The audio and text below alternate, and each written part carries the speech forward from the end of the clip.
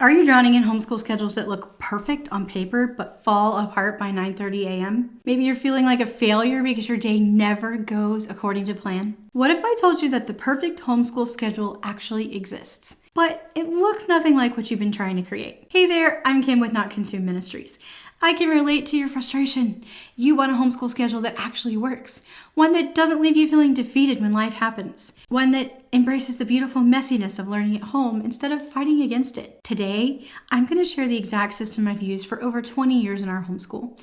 It will help you turn chaos to calm without sacrificing flexibility. But before we dive in, let me share a bit about my journey. I have a master's in curriculum development and was fully committed to a career in the public school system. One day, while on maternity leave with my first child, I began homeschooling my 8-year-old nephew, who was at risk for being held back a second time. My initial goal, catch him up and send him right back to school. But something unexpected happened. I fell completely in love with homeschooling. So much so that I've spent the last 2 decades doing whatever it took to continue homeschooling my own kids. In those early homeschooling days, I learned a crucial lesson. Homeschooling is not the same as classroom teaching. Baby diaper blowouts don't follow a schedule. Some concepts take longer to learn than expected, and those wonderful rabbit trails of curiosity, they often lead to the most meaningful learning moments, ones that we couldn't possibly pass up. I had to throw out the traditional school schedule and fast. Now, don't get me wrong, I love a good schedule.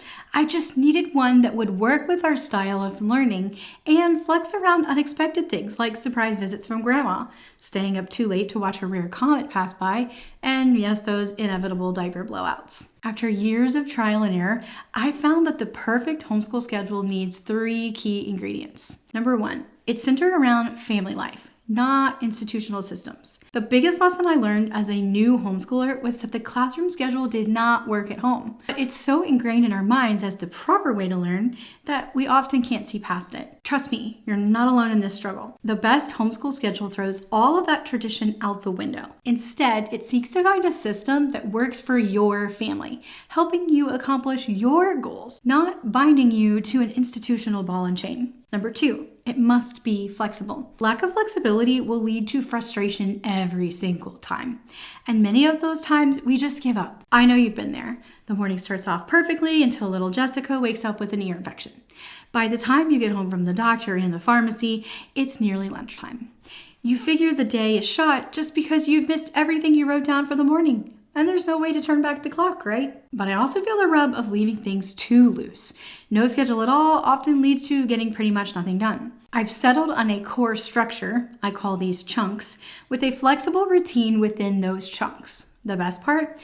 If something interrupts your morning chunk, it can be pushed back until later or even swapped with the afternoon chunk. Once we started doing this, we no longer gave up school just because something unexpected popped up. We could get back on track at any point in the day, even after an unplanned appointment. We would just jump back in at the right chunk. And without a bunch of set times to remember, it's much easier to keep up with. Number 3, a good schedule should teach responsibility. If you create a schedule that keeps mom in the driver's seat without allowing your kids to take responsibility for keeping the routine, they won't bother. Here's the hard truth. We can't become frustrated with our kids for not taking ownership if we're constantly micromanaging their moments.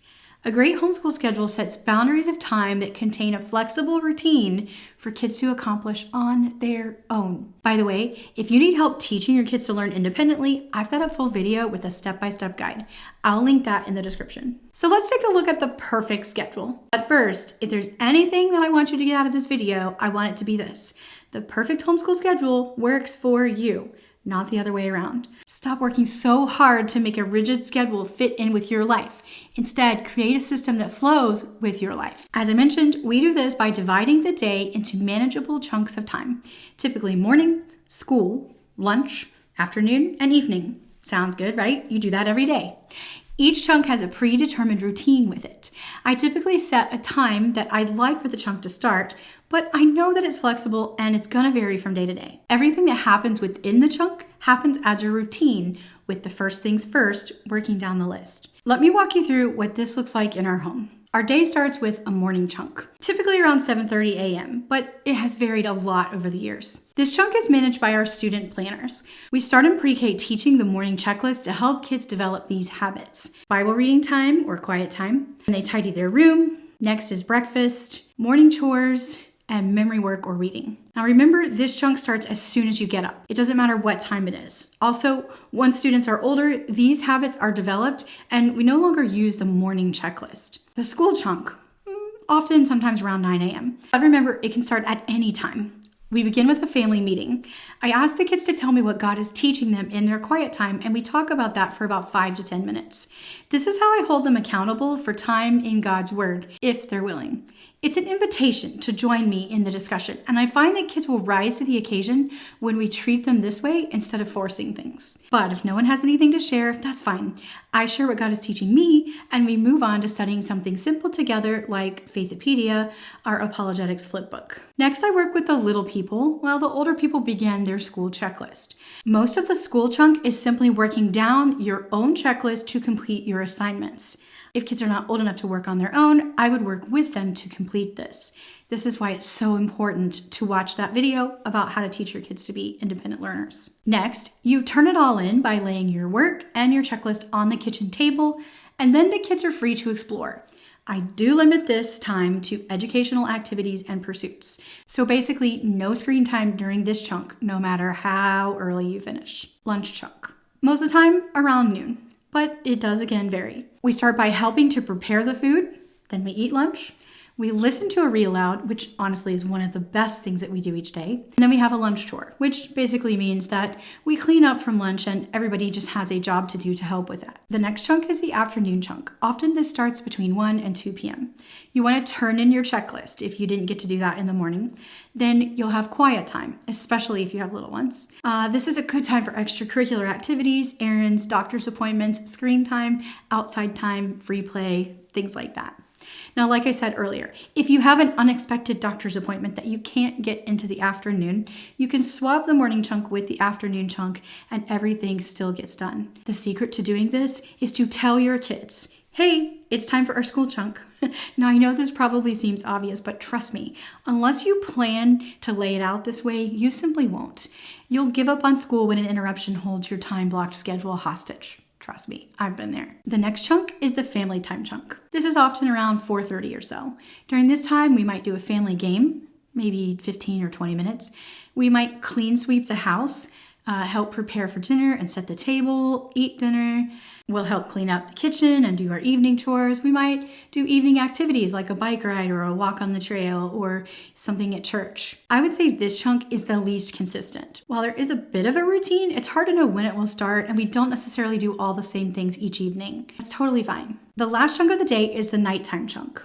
This is bath time and book time, which for us is independent reading time, prayers, and lights out. The time for this final chunk has greatly varied over the years, from 7 p.m.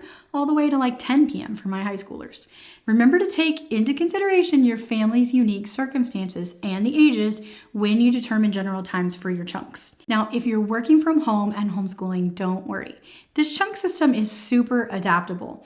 I've been working since my kids were very young, and this is honestly the only way I've been able to make it work. The rigid schedule fails every time. And of course, having no schedule tends to leave us with having absolutely nothing done. Okay, that's the basic format for a rock solid schedule that will actually work. Now remember, the perfect homeschool schedule isn't about recreating school at home or sticking to rigid timeframes. It's about creating a flexible structure that serves your family's unique needs and goals. If planning your homeschool year feels overwhelming right now, I'd love for you to join us in our completely free homeschool planning bootcamp. It's a 5-day course that will walk you step by step through the process of planning your best homeschool year ever. Sound good? The link is in the description below. If you found this video helpful, please subscribe for more practical homeschooling tips. That will help us get the message out to more families like yours. Drop a comment below and let me know, what's your biggest struggle with creating a homeschool schedule? I read every comment and would love to help. Until next time, happy homeschooling.